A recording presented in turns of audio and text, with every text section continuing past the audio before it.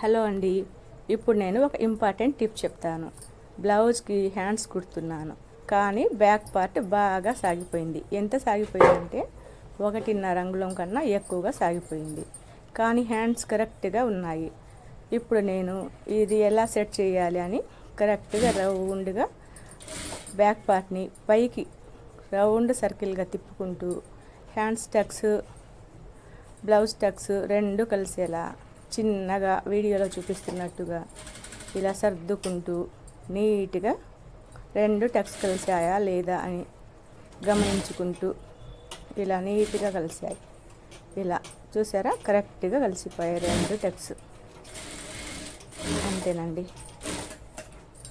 చూసారా కరెక్ట్గా back Tux రెండు కలిసిపోయాయి. హ్యాండ్స్ది, బాడీది రెండు.